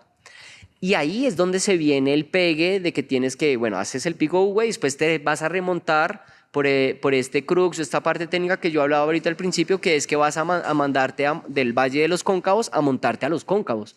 O sea, vienes de norte a sur y esto es una pared de ser que unos 150 metros. O decides roca o decides nieve. Ah, ok. Como, ahí tienes como las dos opciones. Pero no veíamos por dónde teníamos que entrar porque estaba nublado. Entonces, yo me acuerdo que dejamos las maletas en la base del Pico Ugua. Solo habíamos desayunado y hacemos Pico Ugua desencordados, pero como si estuviéramos a 7000. Re lentos, súper cansados. Yo veo los videos del Pico Ugua y estamos vueltos nada. Y en un momento el Dao me dice, venga, ¿en serio no lo ha hecho esto nadie? Y le digo, no, fue puta, hay que hacerlo. Yo esta no la vuelvo a hacer. Me dice. Y yo, sí, o sea, yo tampoco quiero tratar de intentar, o sea, es una paliza. Entonces hacemos cumbre del Pico Ugua muy cansados, con hambre, un poquito como bajos de energía. Y nos vamos hacia el Paso del Millón. El Paso del Millón es lo que está entre el Pico Ugua y el Pico Cóncavo. Ese era un antiguo paso de arrieros y era un antiguo paso por donde se metían para pasar al Pico Castillo más rápido sin tener que ir por el norte o por el sur para llegar directo. Entonces nosotros llegamos al Paso del Millón como a las 5:20 de la tarde. Y en ese momento se despeja. Es el único momento del día que se nos despejó y vimos completamente lo que podíamos escalar y que se podía subir. Y en un momento el planteado era como vamos a dormir al Paso del Millón. Y nos miramos los dos y es como, ¿entramos? De una, entremos. Nos metimos por toda esa pala de grietas y de terreno de nieve y de hielo en simultáneo. Pam, pam, pam, escalamos esos primeros 200 o 250 metros de nieve y hielo hasta un plato así como una parte plana que fue perfecta. Y cuando llegamos ahí póngale las 6:20, ya comienza a caer el atardecer y fue la única vez que dormimos sobre glaciar. Nosotros habíamos podido resolver todos los bivacs las noches anteriores sobre morrena. Y ese fue el único bivac sobre hielo, divino. Y ese día teníamos, digamos, como sabíamos que al otro día, si hacía buen clima, íbamos a poder salir. Entonces nosotros siempre desde el INRICH nos mandaban nuestros amigos, un amigo desde Ecuador, el Lenin López, nos mandaba el forecast del día siguiente. Y esa noche el man nos dice, perros, aguanten un día más que el clima mejora. Y eso también, como con la gente desde afuera mandando como onda, fue como, marica, metámosle. Y como yo ya conocía toda la otra parte desde el Cóncavo, yo sabía que si coronábamos esa escalada, Todo bien. lo otro no lo hacíamos como fuera. Y recuerdo que esa mañana yo me despierto como a las 5:30, salgo de la carpa y el amanecer así, re clarito, perfecto. Y le digo, Davo, hoy es el día. empacamos maleta y teníamos dos opciones. Una era escalar con gatos en roca y hacer como esos 120 metros o 150 metros haciendo largos de roca, más a estilo Big Wall, como que el primero escalara sin maleta, fijara cuerda, petateara en cuerdas, el otro petateara en maletas, el otro o yumarea o escala por la cuerda fija y sube, y así hacíamos unos 3, 4 largos para remontarnos al Cínciga. Y en esas entonces decidimos que no, que eso nos va a cobrar mucho tiempo, ese despliegue como de estas maniobras, y más bien optemos por el terreno mixto. Entonces nos vamos pegados a la roca cuando se junta con el hielo y sacamos una ruta muy linda por todo el mixto que nos lleva directamente a la rampa que te lleva a la cumbre del Cóncavo. Entonces nosotros hemos resuelto este itinerario como unas 3 horas. Y nombramos esta ruta Luz de Obsidiana, es como un TD mixto, como el terreno, súper lindo. El primer largo de hielo tenaz, que le pegabas con el piolet y salía la escarcha así. Y pegabas al piolet y en la siguiente capa de escarcha. Escalamos esto, los tornillos, eso que entraban así, que pones el tornillo y es que es, no, pero esto no me va a aguantar. Nos hicimos el primer largo así, Claro, güey. con los huevos acá. Y es como, uy, pana, ni te caigas tú, ni me caigo yo. Ay, O sea, ni que se caiga el que va de No, primero, no, no. ni el que va de Era segundo. ¿Qué inclinación, Alejo, ahí? Ahí tendremos unos grados, en algunos como de 65 grados, otros de 50, algunos de 70. Uf, no. No, pa. Poniendo miedo. seguros en roca, poniendo seguros en la nieve, en O sea, el hielo como que sobre iban todo. acá, tan. En toda la Nieva ruta. aquí. Súper lindo. Cuando vamos saliendo de la parte donde hay roca y ya nos mandamos como a la partecita donde hay nieve, ya lo que nos esperaba era una rampa de nieve de esa escarchita que hace solo... Suavecita. Sí. Que uno Uy, dice, qué ay, este es el belleza. hielo Sí. que quieres tener siempre. Y nos montamos ahí, fue como... Yo ahí me pegué mi chilladita. Chimba. Yo ahí fue como Ajá, una emoción, pana, le digo, Davito, ya, no la vamos a hacer. Anclamos maletas como ahí y nos vamos de una a hacer el Cóncavo, el Clarita, el Concavito, y de ahí nos mandamos hacia hacer portales. Entonces ahí ya fue como un momento ya de resistencia. Yo me acuerdo que nosotros hacia las 12 del día nos comemos un ramen, ese fue el desayuno, un ramen ya entre los dos. Hacemos el pico Portales, que es un pico de solo roca, muy chévere. Es una escalada como un 5-9, súper bonito. Llegas a una arista, el portal es una arista así larga. Hacemos cumbre, rapelamos. Afortunadamente nos encontramos unos rapeles viejos. O sea, entonces podemos resetear esos rapeles para donde nosotros veíamos que era más conveniente bajar. Bajamos por ahí y nuestra idea era llegar hasta la base del Toti para dejar el Toti para el día siguiente o quizás hacer cumbre del Toti. Pues de Portales a la base del Toti habrán unos 2 o 3 kilómetros, no es tanto. Pero del cansancio tan teso, nosotros íbamos caminando muy lento.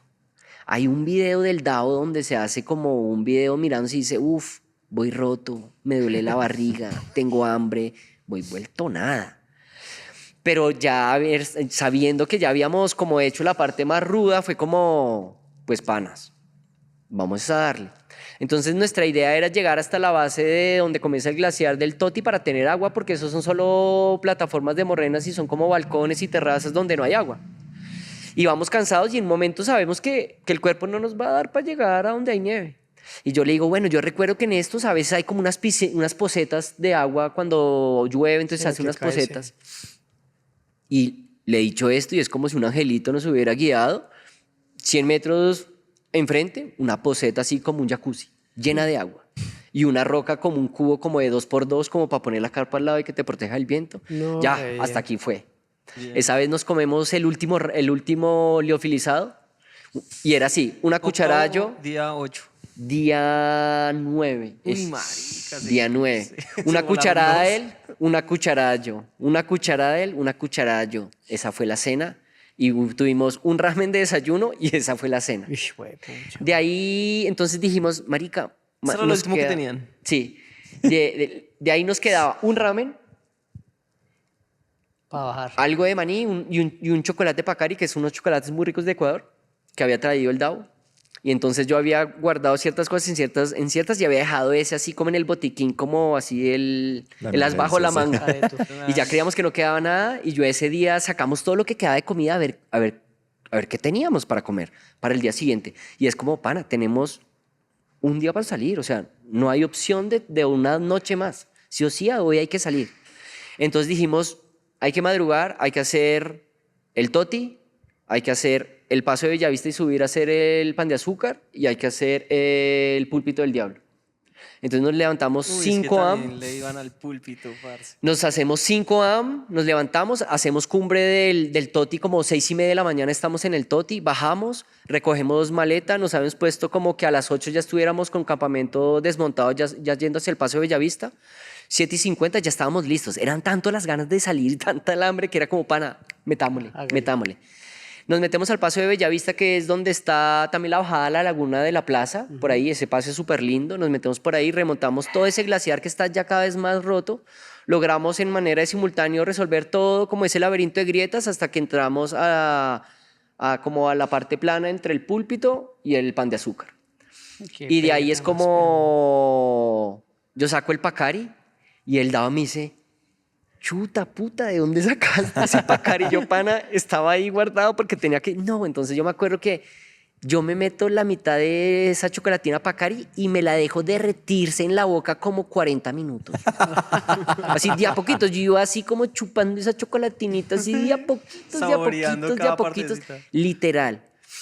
Hacemos cumbre del pan de azúcar, que después de tantos años volver a muchas de esas cumbres fue muy triste verlas tan secas. Claro. Hay muchos, o sea, el glaciar del Cóncavo Negro, están muriendo los glaciares. Sí. El Toti también, la rampa del Toti está café. Entonces también ves el deterioro, ves también cómo está avanzando el calentamiento global en los glaciares tropicales y duele también, porque los conociste cargados de nieve, ¿no? Claro. Entonces hacemos pan de azúcar, bajamos donde habíamos dejado las maletas, ya el pegue era ser súper estratégico, maletas acá, vaya liviano, vuelva. Y ahí nos comemos, dijimos, bueno, listo. Tenemos el último ramen, los ramen eran los backups, nuestras comidas serias eran los liofilizados, los backups eran un ramen, los ajinomen estos, las maruchan. Y dijimos, no, tenemos que comer algo para hacer el pulpito del diablo. Nos comemos el último ramen, pam. Entramos al pan de azúcar, al púlpito del diablo, entramos por la ruta que se llama Full Energy, que es como un 10C de fisura. Yo lo saco en 2 largos, sacamos en 2 largos. Fue la única vez que nos pusimos los gatos. Fue como, puta, hemos llevado los gatos todo el tiempo pensando que habían más opciones de escalada en roca y casi todo lo resolvimos en terreno con bota mixto. Y escalamos en bota y nos rapelamos por la ruta normal, por la ruta abierta por Erwin Krauss, que ahora tiene unos muy buenos rapeles. De hecho, pusieron bolts. Desde la cumbre está puesta con bolsa el primer rapel, elegantísimo, bacano. Chimba, weón. También hay mucha gente que estaba yendo al Cocuy, siguiendo haciendo las montañas, siguiendo reprotegiendo los lugares. Y aunque sea de manera clandestina, es como que el amor a la montaña está y hacer las montañas seguras también es como la responsabilidad de todos los que vamos a las montañas. Entonces yo ya sabía que habían rapeles nuevos porque me habían contado, rapelamos por la ruta normal. Nosotros debimos haber escalado eso en menos de 2 horas, subida y bajada. Fue como pam, dele. Recogemos las maletas y comenzamos a salir. En un cansancio, nosotros bajamos todo lo que es Lajas, al Valle de Lagunillas, todo lo que es el hotelito, todo esto. Y por el InReach habíamos pedido a un amigo que nos contratara el carro para que llegara a las 7:30 a Los Herrera. Nosotros vamos saliendo del Valle de Lagunillas y en el sector como un poquito antes de Sisuma, estamos descansando y un momento fue como, descansemos un momento, o sea, había que tirarse así, nos tiramos así como ya con la felicidad de que lo habíamos logrado, pero con el cansancio de que todavía no ha terminado la paliza. Y en esas nos aparecen unos venados y se nos queda viendo el venadito así y nos camina al ladito y nosotros como en silencio. Fue como un regalito súper lindo que nos dio la montaña ese último día. Salimos, llegamos caminando, llegamos como a las 6:40, me acuerdo que llegamos como a Los Herrera y esperé a ver si el man llegaba. Y entonces confirmando con el amigo que si el man sí venía o no, porque literal no teníamos nada de comida. Y yo dije, no, llegamos a Los Herrera, Y está una ahí. sopita, O una arepita. gaseosita, alguna vuelta. No había nadie, pana. Ay, No había nadie en Los Herrera y fue como, uy. Y en un momento yo alcancé a contemplar que nos iba a tocar pasar esa noche y al otro día ver si alguien llegaba al parque algún visitante y si no comienza a salir caminando de la sierra. No, parce. Y estamos así cuando en la mitad del alto vemos unas lucecitas que llegan, nos miramos, Davo y yo como, "Ah, no, esto fue una felicidad". Qué Bajamos, chimba. pana, yo me comí 2 platos en el Cocuy, el pana también, así, una hamburguesa cada uno, una pizza. No, fue una vaina así increíble, con una felicidad. Y es re loco porque nosotros llegamos al Cocuy como a las 9 de la noche, póngale. Al otro día yo tenía tanta energía en la mente, yo no pude dormir esa noche. Sí, man. Eran como las 4 de la mañana y yo seguía despierto, mi amigo. Se me roncó, lo pasó rico en el hostal. Pasmado, weón. Yo ahí. no pude dormir. Al otro día nos vamos para Suezca por la noche. Y esta es como una anécdota muy linda porque, claro, cogemos la flota que va de Cocuy a Bogotá, nos bajamos en la playa como a las 4 de la mañana, era noche helada, nos ponemos casi toda la misma ropa de alpina en la playa esperando el bus que entre se esquile a Suezca. Llegamos a mi casa, desayunamos, eran las 9 de la mañana, nos despertamos a las 5 de la tarde. Ese día el cuerpo ya dijo, ya se acabó la jornada. Ahora sí, sí. Desconectado Descansar, hasta las 5 de la tarde. Yo duré como 3 días cansado. Noqueado, weón. 3 días que así yo, ¿quiero ir a escalar? No, tranqui, yo estoy tranquilo. Ya me di. Ya, Alejo, que pegue eso. Entonces fue muy lindo, fue como cumplir un sueño. Esa es una de las cosas más chéveres 10, que he hecho a 10 nivel días. Colombia. Fueron Qué 10 días, chimba, 18 parce. cumbres. Fue también No. ver que el espectro de lo posible está ahí. Sí, weón. Fue también como jugarse muchas cosas, como en términos técnicos, en términos como gestuales, pero fue una experiencia, una chimba. Fue una experiencia súper bacana, súper linda. De ahí entonces, está saliendo un documental que eventualmente espero que salga A pronto. verlo. Y bueno, re finalmente como que todo eso comienza a nacer como experiencias que te quedan para siempre. Claro, Sí, ya después te ríes de lo cansado, te sale un montón de anécdotas y todo, pero como que uno vive para esas cosas. Y siento que mucho la montaña te llevas a vivir esas cosas. Y ahí es donde como que se tejen los lazos de amistad, aprendes que la vida pues es un instante muy efímero, infinito y que pues vale la pena como vivirlo y estar para las cosas que te estás soñando. Muchas veces estamos como aplazando los sueños por hacer plata o por hacer otras vainas y la vida se pasa rápido. Yo ya tengo 40 años y hace poco estaba de 20 y pico haciendo un montón de vainas y digo, uy, ¿en qué momento ya me monté a esto? Y estoy en mi mejor performance ahorita. Entonces también eso es una nota porque es como tratar de querer hacer más cosas, de querer también transmitir más conocimiento. Yo lo que hago ha sido también motivado por gente que me motivó. Yo admiro un montón de montañistas, un montón de amigos, los admiro todo lo que hacen y también de repente uno termina siendo como alguien que motiva a otras personas. Entonces esto es como una línea que se extiende y es muy chévere también como ver cómo los pasos de otros guían los pasos de uno. Eso es muy chévere. Qué chimba, Alejito, que pegue tan Felicitaciones, áspero, Tremendo, weón. Alejo, Sí, tremenda Alejo. historia. Toca ver Mero ese pegue. documental. La última pregunta.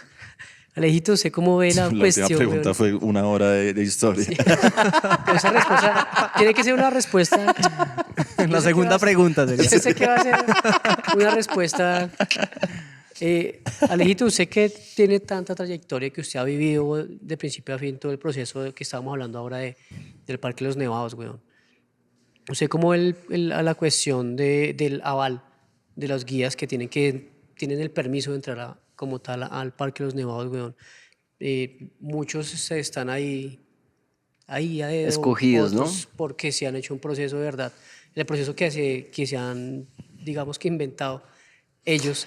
¿Y cómo la ves ahora con esa situación, weón? Mira, yo siento que es bueno regular el acceso a las montañas. Es importante que las personas que se diferencie como los montañistas libres y la gente que guía.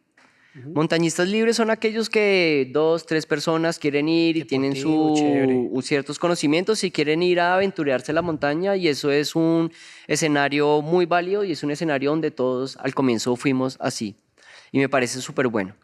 En el escenario de los guías, yo siento que tiene que ser un escenario donde la gente se forme de verdad. Aquí en Colombia todavía no hay un aval real de una certificación No se puede. que te diga, tú eres guía de montaña o no. La ACME nace hace unos años, aquí en Colombia, que es la Asociación Colombiana de Guías de Montaña y Escalada, con el ánimo de formar escaladores, o sea, que sean guías de roca y guías en técnicas de alta montaña. Entonces, ahorita lo que lo avala no es un ente que real pueda certificar que la gente tiene los conocimientos idóneos para guiar a una persona, para hacerse responsable de la vida de una o dos personas o de un grupo. Entonces, a mí me parece que de una u otra manera es importante que el Estado colombiano tenga a la ACME como la entidad que certifica a los guías. Entonces, nosotros como, digamos, yo trabajo con la ACME como instructor y a mí me parece que los procesos de formación son súper importantes y que es conveniente que, digamos, la entidad del SENA, que es la que regula la parte de la formación de turismo, tenga esta especialización de guía de alta montaña y que esa especialización de guía de alta montaña se haga a través de la gente más idónea que tiene el país, es la ACME. No hay otra asociación, no hay otra entidad, no hay otro instituto que lo haga al nivel que lo está haciendo la ACME. Y esto es súper importante porque aquí en Colombia ha pasado que la estructura, digamos, de la guianza ha sido siempre de manera empírica.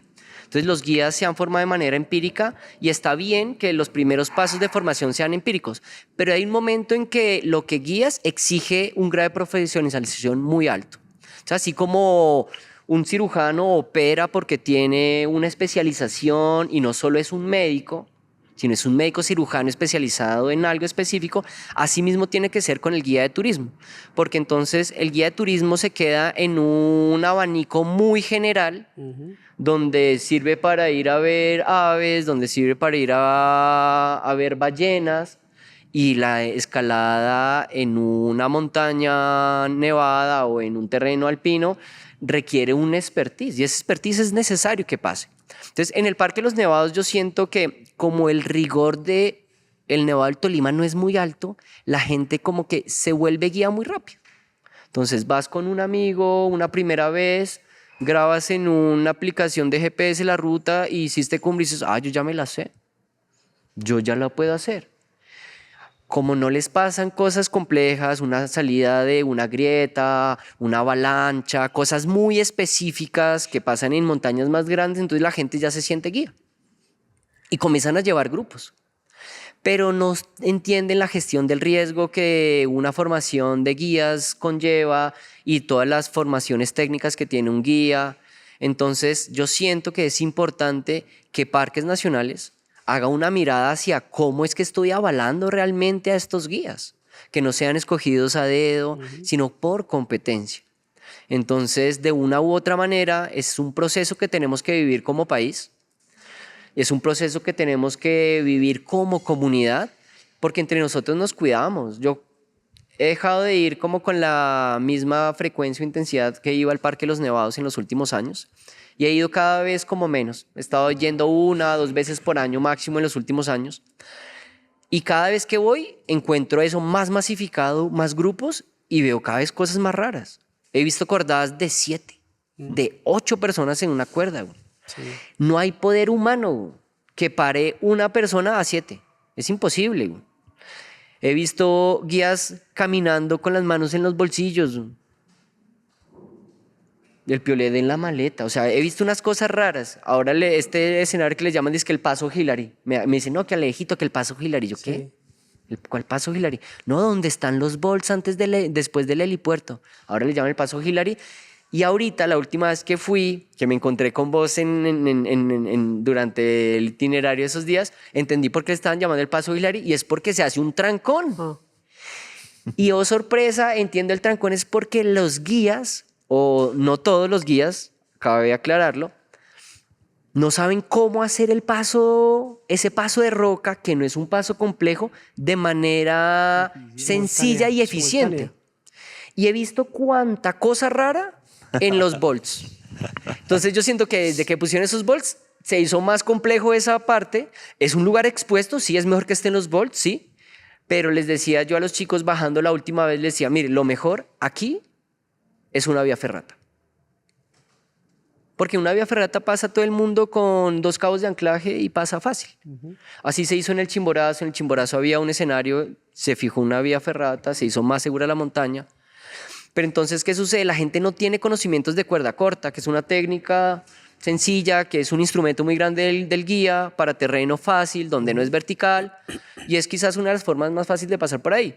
Entonces, como parece fácil, la gente o no se encuerda o se encuerda de maneras raras, pero lo que yo estoy sintiendo es que hay que tenerle respeto a la montaña, hay que considerarse guía después de una formación y no después de haber hecho un par de cumbres con mi amigo que me enseñó a ponerme los crampones, y que de una u otra manera la regulación que se haga sea desde un lugar de profesionalización.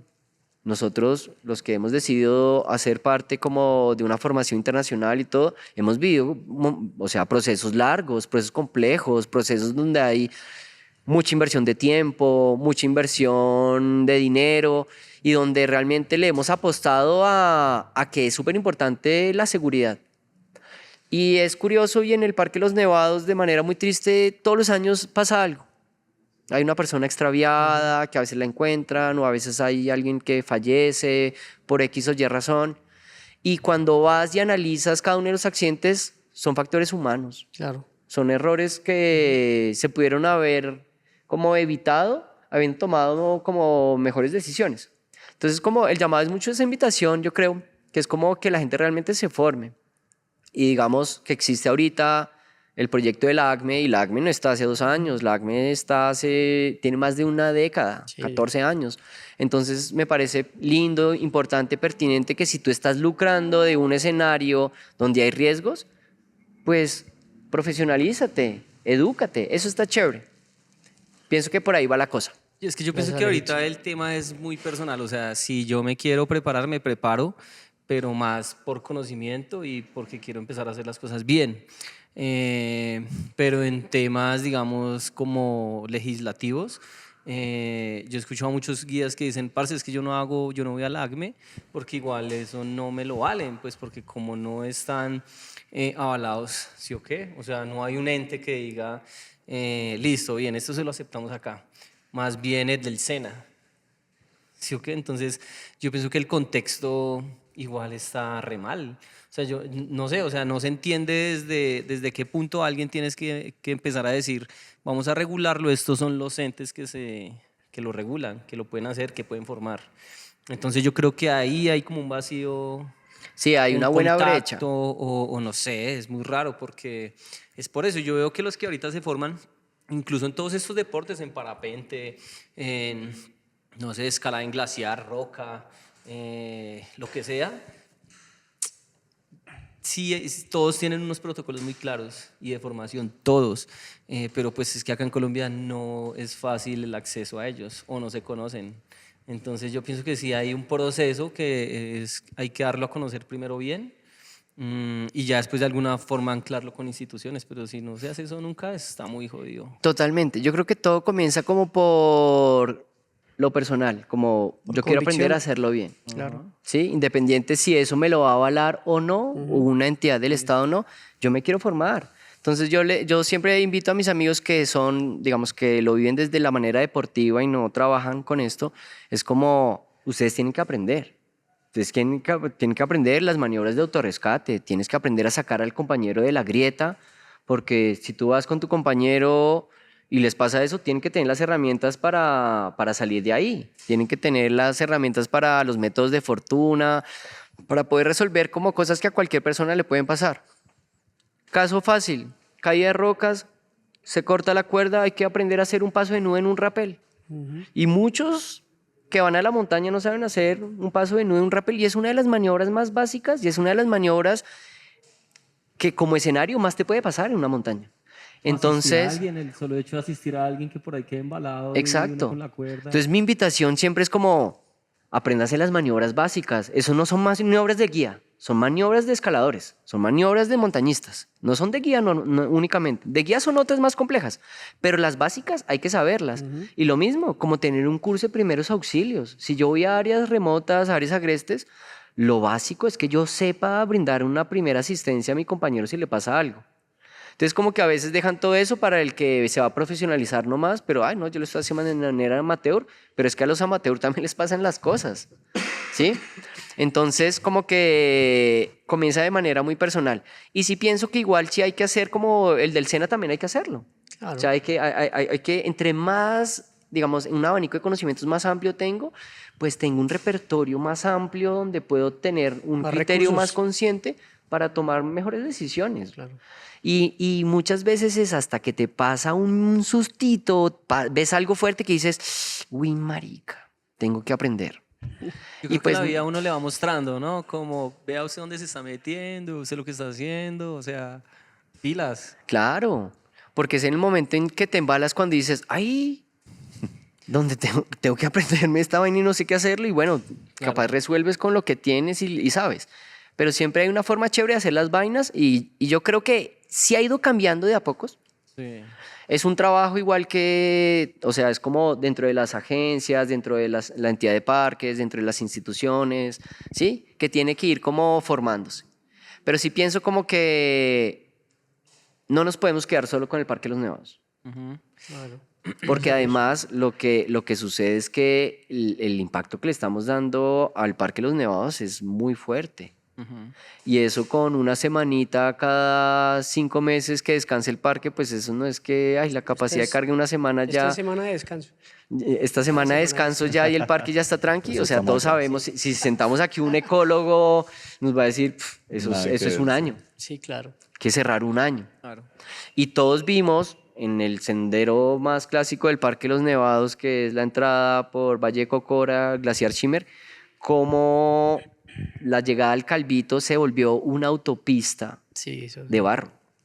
Y yo la vi ensancharse, ensancharse, ensancharse, hasta que tuvieron que limitar las mulas por ahí, de lo que estoy muy de acuerdo. Sí, sí. Y todos de alguna u otra manera somos responsables de ese impacto en el parque. Y el páramo es uno de los ecosistemas más frágiles.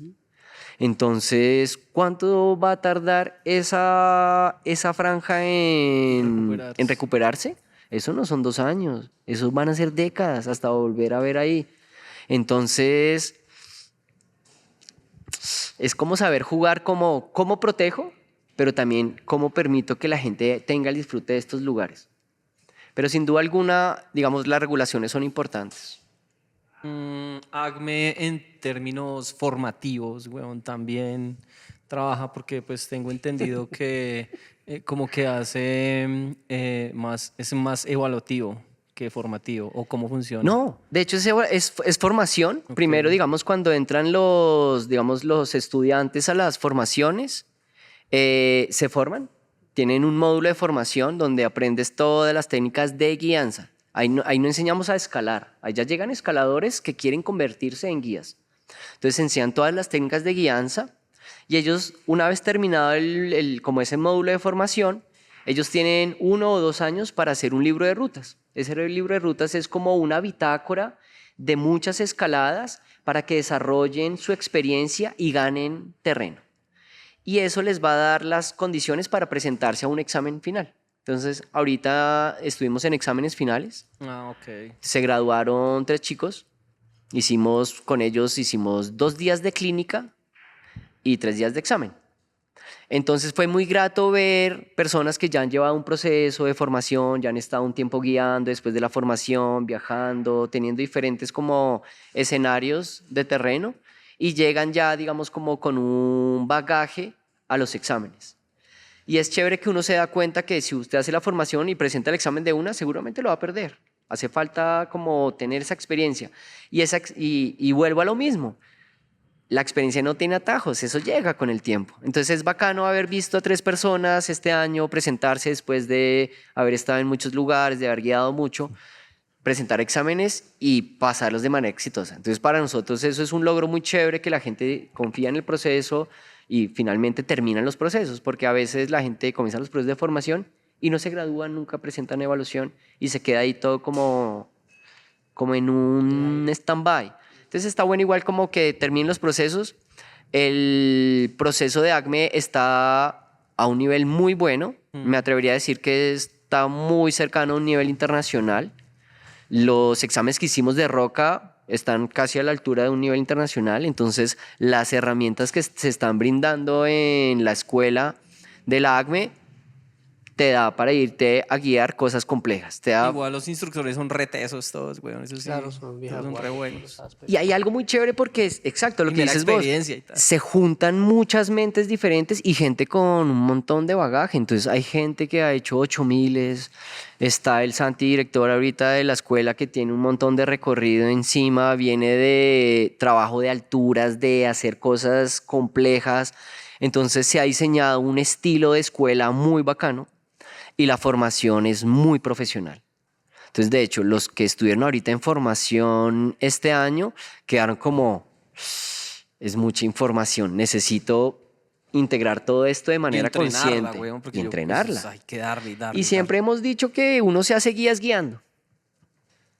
Uno cuando se gradúa de guía y todo, es cuando estás allá en terreno y te pasan un montón de cosas y tienes que tomar todas las decisiones cuando realmente te pones si lo estoy haciendo bien o no.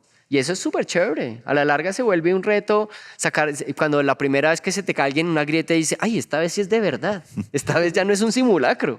Esta vez sí lo tengo que hacer bien. Eso es chévere, porque te pone siempre como en la situación. Uno como guía trabaja bajo presión todo el tiempo. Sí, claro. La presión del mal clima, la presión de la dificultad técnica. Entonces tienes que saber llevar tu mente con ese rush de intensidad, mandarla tranquilo y estar chévere. Entonces es una profesión muy linda, quizás no es para todo el mundo. Yo tengo amigos que son muy buenos escaladores, pero dicen, no, ni abate yo guiaría, eso es difícil. Y realmente ser buen escalador no te hace buen guía. Y ser buen guía no te hace un escalador brutal. Es un componente como que cada uno está en un diferente, lado, sí. pero cuando los logras fusionar los dos, pues véalo. Mentira. La mera Es como un escenario que te brinda mucha posibilidad de cosas chéveres. Porque cuando te las sabes todas las partes técnicas, puedes, digamos, afrontar retos cada vez más Claro. complejos. No sé, irte a un Patagonia, a tratar de ser un Fitzroy, un Cerro Torre, cosas de esas envergaduras que son como Ya élite pegues que uno mundial, quiere hacer, sí. ¿sí? Como, digamos, las grandes ligas. Entonces, es muy bacano que Colombia es un buen escenario para ir a paredes en el mundo. Yo he escalado harto aquí en Colombia, conozco mucho como del terreno acá y digo, no tenemos tanto que envidiarle a otros lugares. Y cuando van los colombianos afuera, nos tienen en Sí, buena marcan imagen. Es diferencia. como, escalan bien los colombianos. Van a Perú y se están echando buenos pegues. En las últimas temporadas viajan más colombianos a Perú y ya no son 2 cordadas ni 3 por temporada, sino ya son 15, 20 cordadas. Ya te encuentras ya la comisión colombiana, la embajada colombiana Sí, ya está, ya la comisión. Entonces es bacano ver que también la gente ya después de haber hecho las clásicas colombianas, vámonos para Perú, vámonos a retarnos. Y eso es un terreno de aprendizaje muy chévere. Claro. Incluso para los guías locales, cuando salen de solo guiar Parque de los Nevados, por ejemplo, y llegan a Ecuador, ya es como, uy, ¿cómo así? Un Cayambe no es cualquier cosita, un Iliniza Sur no es cualquier cosita. Entonces, son escenarios retadores donde uno crece. Y yo creo que la posibilidad del crecimiento está en que puedas diversificar. Porque si escalo y la misma ruta toda la vida, pues me vuelvo guía de esa ruta, me vuelvo escalador de esa vía. Pero pues lo divertido es que el espectro se amplíe y yo poder tener la capacidad de enfrentar cualquier terreno y poderme resolver de manera fluida y bonito. Eso me parece bacano de Colombia. Oiga, Alejo, tremendas historias. Se habla Sí, muy bueno. tremenda, sí. Tengo mao ahí con esa. Uy, ese cocuy, Estaba parce, arrependiente, brutal, estaba weón, arrependiente chimba. este No, podcast, es que pero bueno, tremendo, chévere. muy chévere. weón. Alejito, ¿dónde lo podemos seguir a usted para poder ver el documental que va a salir? O si alguien quiere entrenar con usted para subir alguna Me pueden cosa. seguir en mis redes por Instagram, alejandro.opertzer. Restrepo al revés. Alejandro.opertzer. Y O Perser, que sí, restrepa al revés. Claro, y ahí va la anécdota, cuando yo estudiaba artes plásticas, Ajá, papá. hay un gran maestro colombiano que se llama José Alejandro Restrepo. Y cuando yo entro a la escuela de arte, era como, igual que el profe. Igual que el profe. Es como, uy, yo no puedo seguir a la sombra de Del llamarte profe. Fernando Botero y ser pintor. Claro. Entonces yo creé ese seudónimo cambiando invertí el apellido para un proyecto artístico que duró un tiempo y de ahí quedó como, y hay gente que me conoce así o que a veces creen que ese es el apellido, ya ese es el mito. Y bueno, entonces por ahí me pueden seguir. Y por ahí también como a mí me gusta mucho como no solo como llevar gente a escalar, sino la pedagogía y la formación me parecen como escenarios muy chéveres, porque finalmente darle herramientas a alguien para que sea autónomo es lo más bonito que puedes hacer en este escenario. Tremendo. Ush, muy chévere, Alejo. Muchas gracias de verdad por No, a Gracias, ustedes por la Alejo, invitación, venir, chicos. parce. Muy Gracias, chimba. Alejito. Felicitaciones y Chimba. que sigas subiendo muchas montañas. A esos vamos a ver cuándo escalamos una de nosotros. Claro, a ver qué nos inventamos por Cuadrémonos ahí. ¿Cuándo una vuelve? expedición. Vuelvo, ahorita hago temporada en Bolivia y Perú y vuelvo a Colombia en agosto. Ah, bueno, ahí está, Nos amigo. cuadramos un peguecito Ahí bien tiene. chimba. De una. De Bueno, igual. muchas gracias. Gracias, chicos. Quedamos, Nos vemos la otra Alejito. semana por ahí. Chao.